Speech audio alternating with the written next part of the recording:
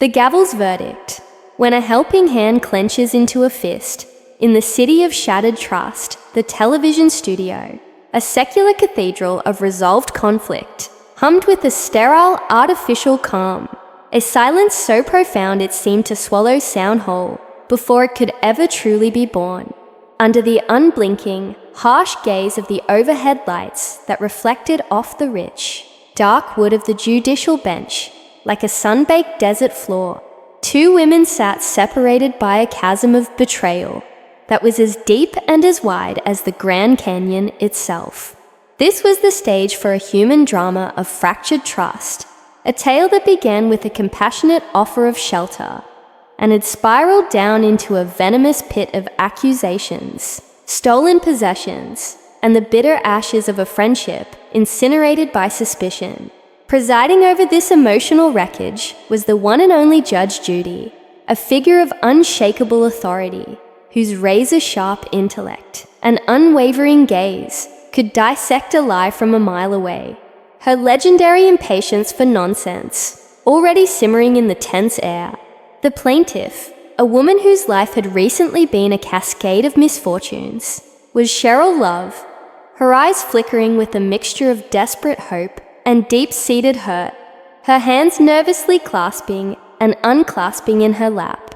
The defendant, the woman who had once opened her home, was Cindy Chambers, her posture rigid, her arms crossed in a defensive shield, her face a carefully constructed mask of stoicism that barely concealed the simmering resentment beneath. The narrator's voice, smooth yet grave, sliced through the heavy silence, announcing the core of the conflict. Cheryl Love is suing her former roommate, Cindy Chambers, for the return of her belongings.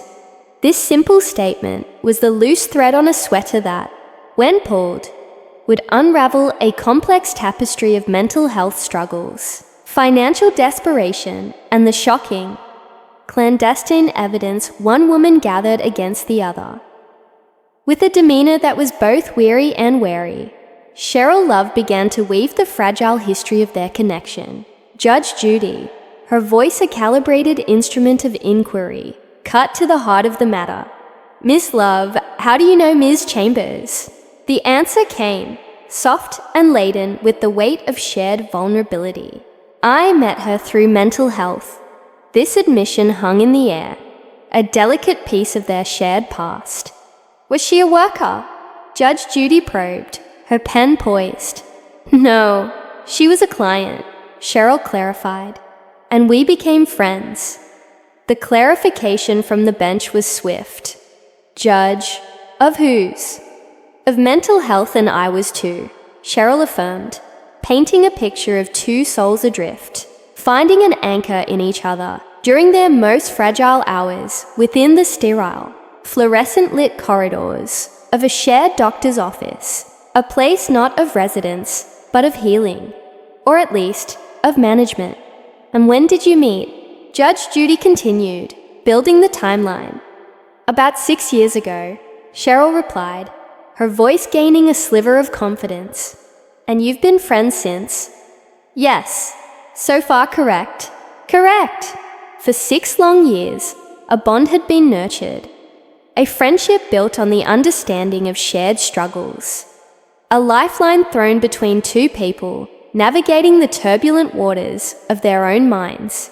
They had been confidants, a small army of two against the world's cruelties. But then, the foundation of Cheryl Love's life crumbled. The spectre of eviction loomed, a terrifying monster, threatening the last vestiges of her stability. Judge Judy zeroed in on this pivotal moment. "Now, there came a time when you were evicted from wherever you were living, and Ms. Chambers offered you a place to move in, a spare room in her house." "Correct," Cheryl whispered, the memory of that desperate time clouding her eyes. The judge, a master of precision, was not about to let a single detail slide. "Tell me where you were evicted from, and why." What followed was a tense, semantic dance that exposed Cheryl's precarious grasp on her own narrative. "I wasn't evicted," she insisted, a flash of defensive pride surfacing. The unlawful detainer was done, but Judge Judy was already reading from the complaint, her voice a dry counterpoint. Well, you said, I fell on hard times and got evicted from my place. Cheryl dug in.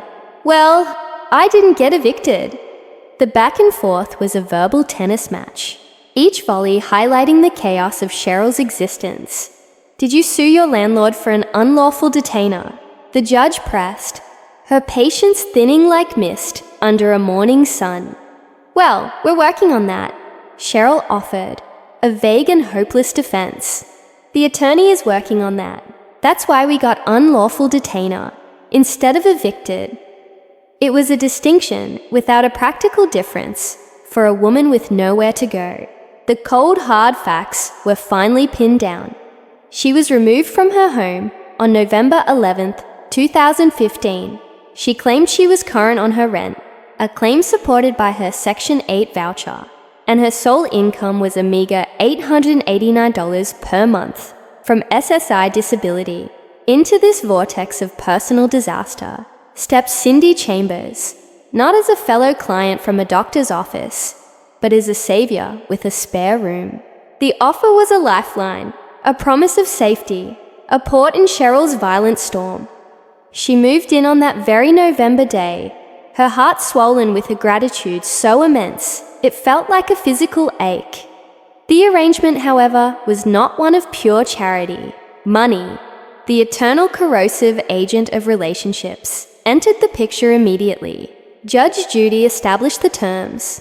Did you pay her any rent?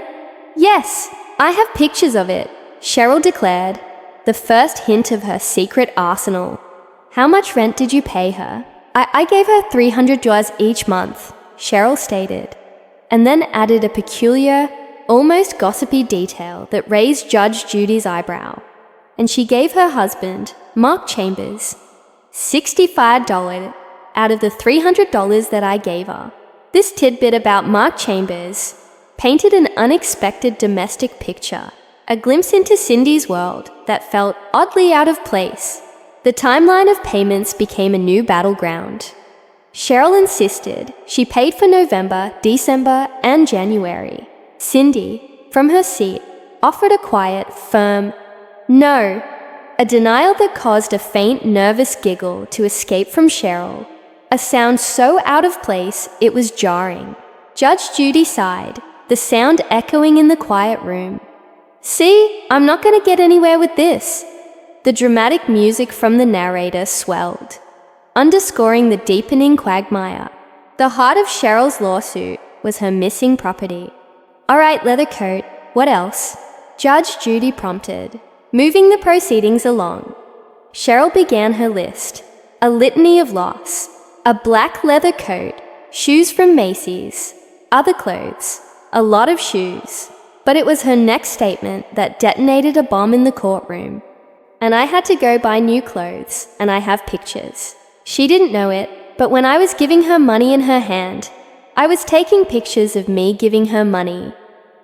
A stunned silence fell. The very notion was astounding. A premeditated act of profound distrust from the moment she crossed the threshold. Judge Judy, her interest palpably piqued, said, "Okay, I'd like to see that." This was the turning point.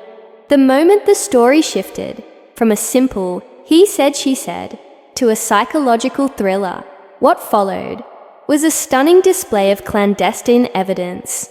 Cheryl presented her photos, and as she did, her composure shattered, and the raw, unfiltered emotions she had bottled up came spewing out in a toxic torrent. And Your Honor, I have pictures of what she left behind. That's her partying with the money. And then it goes on. And here's what's more. Cindy tried to interject, her voice strained. And the picture she's talking about, she asked me to hold on to that much. No, Cheryl shrieked, her voice cracking with the force of her conviction. Lies, lies, lies, lies. There's more money. There's more money.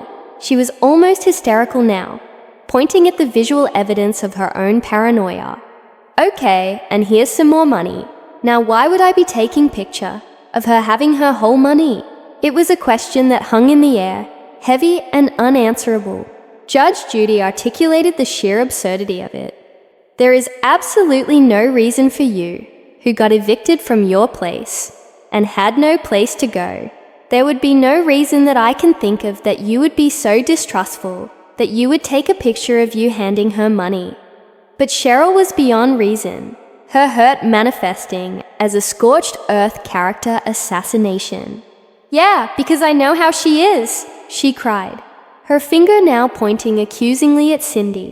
She gave her husband Mark $65 out of the rent money. Then, the floodgates burst open, and a deluge of vicious personal attacks poured forth, each one more shocking than the last. And she sell drugs, and she lost her kids, and she pregnant by a homeless man. That comes through the window, stole my purse out of the house. The accusations were wild, chaotic, and devastating. A hand grenade of personal destruction tossed into the center of the room. The narrator's dry, reminding whisper, "Remember where they met," only served to underscore the profound tragedy of this meltdown. Through this torrent of vitriol, Cindy Chambers sat, a statue of wounded dignity, her jaw clenched tight. When she finally spoke, her voice was low and steady, but it carried the weight of immense pain. She addressed the only part of the rant she could logically rebut, the state of the room. "That was my daughter Sarah's room. My children are currently living with my brother."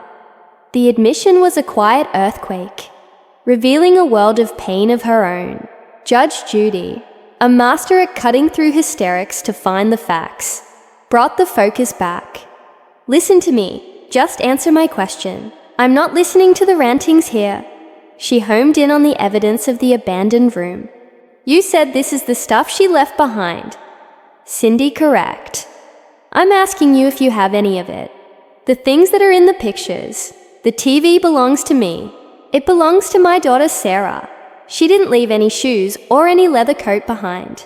She presented her own photos, showing the room Cheryl had vacated. A messy, disordered space, but one conspicuously absent of the high-value items like leather coats. "This is the room she stayed in." Judge Judy confirmed.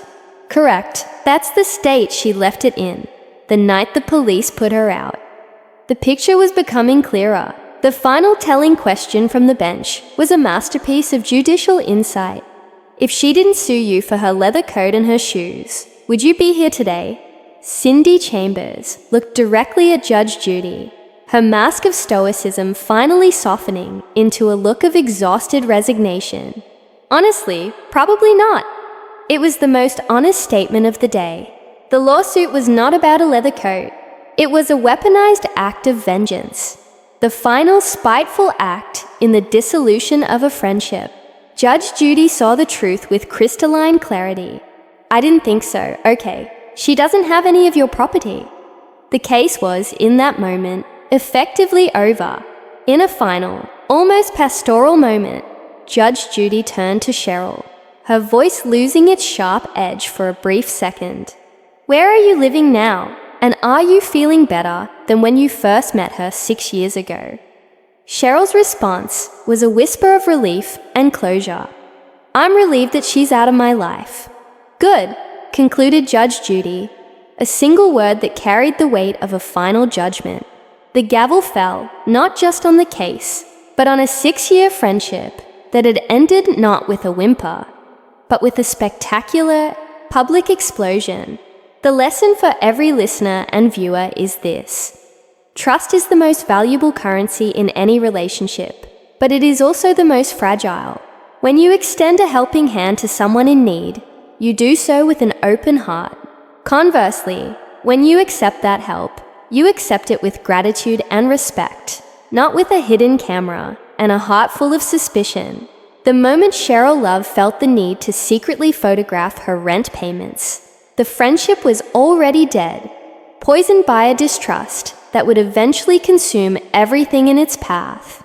This story is a stark warning that while helping others is a noble act, allowing your own life to be consumed by another person's chaos can lead to a toxic entanglement where victim and villain become indistinguishable, and the only true justice is a clean, permanent break.